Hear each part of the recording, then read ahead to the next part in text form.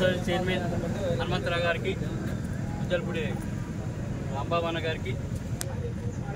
అలాగే ఎంపీటీ సభ్యులు గబ్బులు గారు, నలుమూతి లక్ష్మయ్య, శంకర్ నాయక్ గారికి,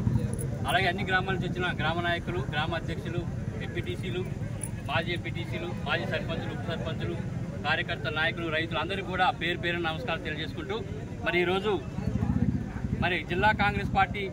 పిలుపు మేరకు స్థానిక ఎమ్మెల్యే గౌరవ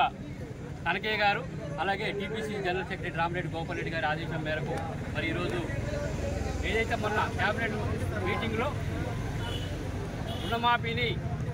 2 లక్షల ఏకకాలంలో మాఫీ చేసే కార్యక్రమంలో మరి క్యాబినెట్ ఆమోదించినందుకు గాను ఈరోజు మరి ప్రత్యేక ధన్యవాదాలు తెలిపే కార్యక్రమం చేపట్టడం జరిగింది మండల కాంగ్రెస్ పార్టీ ఆధ్వర్యంలో. మరి ఈ కార్యక్రమంలో మనందరం కూడా పాల్గొని మరొకసారి రేవంత్ రెడ్డి గారికి మనందరం కూడా ధన్యవాదాలు తెలిపే కార్యక్రమం చేయాల్సింది. ఎందుకంటే మరి ఆ రోజు మనకి రాష్ట్ర ప్రభుత్వం ఏర్పడటానికి కారణమైనటువంటి సోనియా గాంధీ గారు మాట తప్పకుండా తెలంగాణ ఏదైతే ఇచ్చారో, అలాగే మన రాష్ట్రం ఏర్పడితే మన యొక్క బతుకులు బాగుపడతాయని, నిధులు నియామకాలు చేపడతామని మరి చెప్పిన మాటని మరి ఆ రోజు టీఆర్ఎస్ ప్రభుత్వాన్ని నమ్మి మరి ఓట్లు వేస్తే 10 సంవత్సరాలలో వాళ్ళు చేసింది ఏం లేదు. ఓటకు హామీలు ఇచ్చి మరి ఎవరికి కూడా ఎలాంటి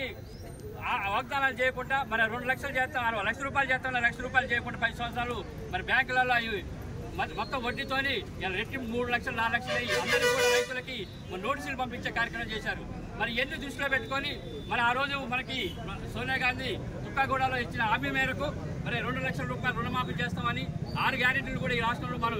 ప్రభుత్వం ఏర్పడిన వెంటనే మనం చేస్తామని చెప్పిన వాగ్దానం ప్రకారం, మాట ఇచ్చిన ప్రకారం కాంగ్రెస్ పార్టీ మనమే చెప్పకుండా కూడా మరి ఈ రోజు అనేక కార్యక్రమాలు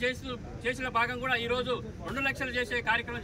చేపట్టేందుకు మన మండల కాంగ్రెస్ పార్టీ తరఫున మరి రేవంత్ రెడ్డి గారి ప్రభుత్వానికి ప్రత్యేకంగా ధన్యవాదాలు తెలుపుతున్నాం. మరి ఏదైతే మనం రేపు రాబోయే రోజులలో కూడా మన అన్ని గ్రామాలలో కూడా ఈ యొక్క పథకాలు చేపట్టి 6 నెలల రూపాయలు మా ప్రభుత్వం ఏర్పడింది కాబట్టి